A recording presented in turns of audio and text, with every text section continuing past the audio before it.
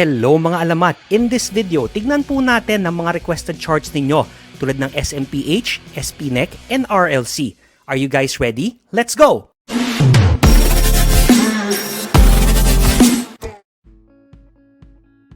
Alright, so let's start off with Robinson's Land or RLC, no? Itong RLC for the longest time, diba? Sumasayaw tayo sa area na to. We tried to move higher here. Hindi siya naganap. Parang nagbuo siya ng range dito before we collapsed again. Tapos ngayon, bumalik tayo sa area na to. So yung area na tinitignan natin is from 14.5 hanggang roughly around 16.8. Now, while I wouldn't go so far as to say na yan yung actual range niya, we can see na medyo pababa pa rin tayo, medyo pa downtrend pa rin, pero nagbubuo tayo dito ng inverse head and shoulders pattern potentially. Ito yung left shoulder low, maybe ito yung right shoulder low natin, no? Now, if ito nga yung right shoulder low and we start pushing higher, ang unang gusto nating makita is mabasag tong resistance at 16 and we can start holding above it para may chance na mabasag natin yung neckline dito sa 16.8. Now, once 16.80 gets taken out, because of yung inefficient move na to, I think hindi gaanong mahihirapan yung price na makabalik dito sa 18.02 na level.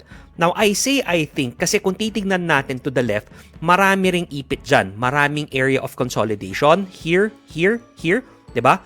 From before. So, the possibility exists na kahit na mabasag yan, baka magkaroon pa rin tayo ng hang up dito. I am just simply basing yung idea ko na normally nga kapag ganitong inefficient moves tulad ng lagi kong pinapakita sa inyo, in one way, shape, or form, eventually, nababawi siya.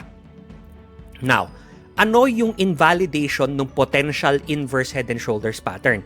Siyempre, unang-una is kapag mabasag natin yung low, which is yung quote-unquote head at 14.5. If 14.5 breaks, yung next level of support natin ay nandito na sa 13.9 and it invalidates our thesis. Plus, magpapatuloy yung pag-downtrend mo. Diba? Ito yung last na high. Diba? Ito yung low, potential lower high. Kapag nabasag yan, lower low na naman. So kapag gano'n, ang expectation natin is we likely see RLC pushing a little lower. How far it goes, syempre hindi naman po natin alam. But hopefully, makahanap tayo ng support dito sa area na to and we can start seeing some type of confirmation na baka mabuo nga yung pattern na hinahanap natin. And if so, hopefully, it can come back and tag yung 18.02 na level or even higher than that. Next, tignan naman po natin yung ACEN. Now, for ACEN, wala nga anong nagbago since we last looked at this last week, no? More or less, nagko-consolidate tayo sa range na to, which as we said at that time, is one of the potential scenarios we could be watching out for. Kapag mag-consolidate na lang to dito sa area na to for maybe the duration of 2022, then hopefully next year, pwede nating gamiting base yung consolidation na yon as price tries to push higher from there. Kung kunwari makuha nga natin yung conso and then we get a break to the upside, we can use that as a foundation for a potential trade idea. Pero where it is, again, for me, parang medyo alanganin pang bumili. Lalo na medyo patapos na yung taon, we don't know what's gonna happen. Baka magkaroon ng sell-off, baka magkaroon ng window dressing, hindi natin alam, di ba? All we know is, as of right now, wala pa rin gaanong nagbabago from our initial analysis. Now, if you haven't seen that video, ano nga ba yung mga ina-anticipate ko? Una, possible pa rin na mag-form tayo ng medyo weird shape na head and shoulders pattern dito. Then we can break tong 6.8 and if that happens, we likely see price dig deeper. Baka balikan natin yung support dito around 6.23 and if that breaks, 5.75 followed by 5.29. However, if we do get a break to the upside, mabasag natin tong 7.67. Ang next level of resistance natin is very close at 8.06 or possibly yung gap na naiwan dito from before. Okay? But again, kung wala kayong magandang plano, huwag magmamadaling pumasok. Wait for confirmation. Patience almost always pays off in the end. So, hindi masama kung mag-exercise tayo ng konting patience at maghihintay ng bagong confirmation bago natin, to steamroll into a trade. Next, silipin naman natin yung SMPH or SM Prime, no? Now, tong SM Prime, di ba nagkaroon tayo ng inefficient move? Ito na naman tayo. So again, nabawi siya. We tried to push higher when we broke above tong resistance at 35.65 like we discussed before. Pero very short-lived yung pagstay niya doon. In fact, ang nangyari was, nag-form tayo ng left shoulder. Ito yung head. Potentially, ito yung right shoulder natin. Kasi we did break beneath itong neckline na to. Now, para sa akin, ang ayaw kong makita from here is for price to push up. Mauntog tayo around 34, 34.5 na area. Tapos mag-roll over siya and form a new low.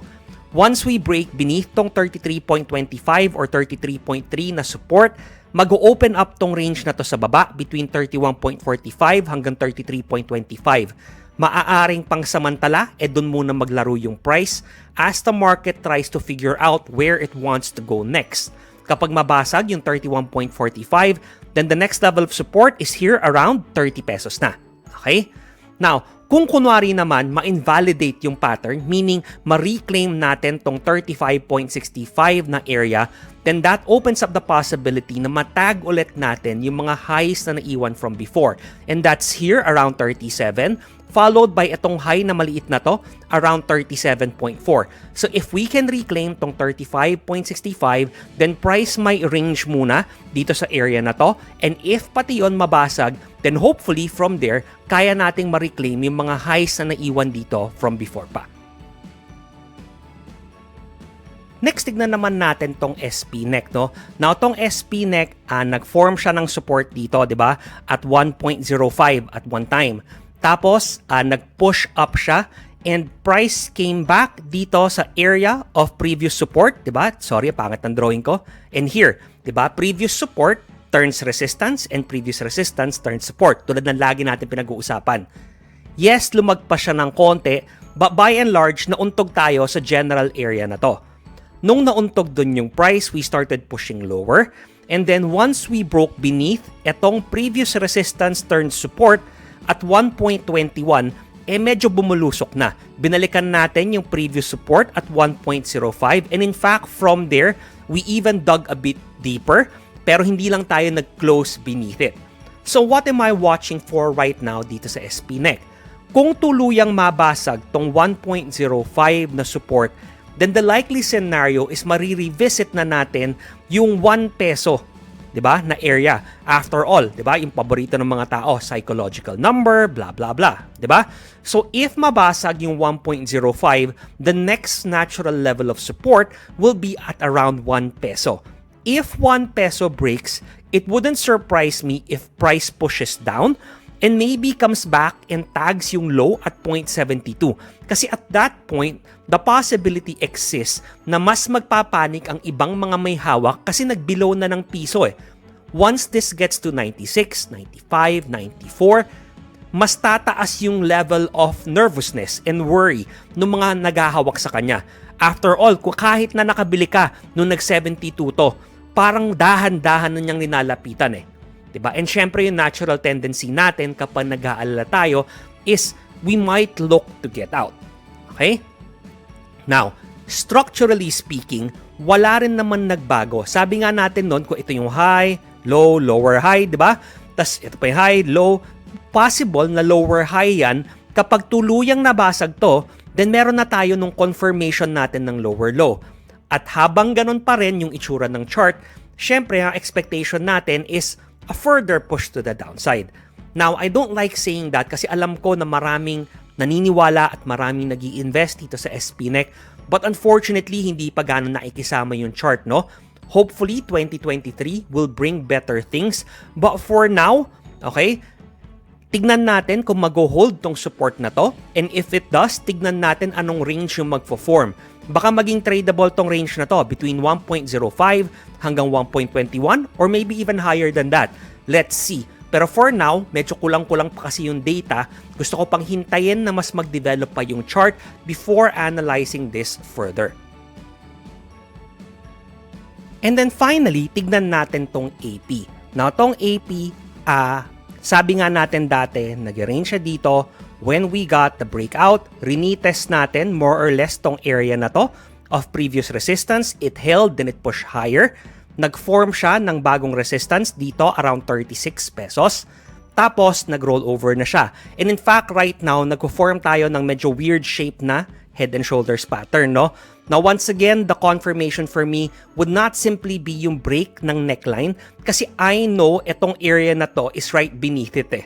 Para sa akin, it's gonna look a lot more bearish if we can break beneath this area, break beneath 32.55 more or less, test it from underneath, malamang kapag nag-test yan, babalikan na niya yung neckline kung saan man mag-form yun. Tapos mauuntog, tas if it rolls over and breaks beneath yung low, then wala na, medyo delikado na.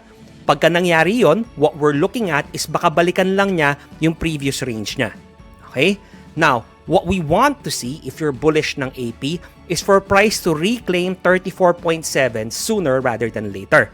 If price can come back and reclaim tong 34.7, baka maglaro muna yung price pang samantala between 34.7 hanggang mga 36.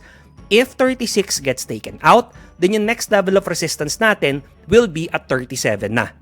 Okay? Now, honestly, right now, parang nasa alanganin pa siya eh. Nandun siya sa pwesto na it can still go either way. Now, I say that not because wala pa yung pattern, pero naniniwala kasi ako na mas maganda pa rin na makapaghintay ng confirmation kaysa na mamadaliin mo tapos in the end magsisisihan lang, di ba? Kasi parang ay hindi pala nabuo or ay hindi pala nangyari. So, yun yung mga scenarios na gusto ko sanang makita dito sa AP. Now guys, before we go, I just want to wish each and every single one of you a Merry Christmas and a Happy New Year, no?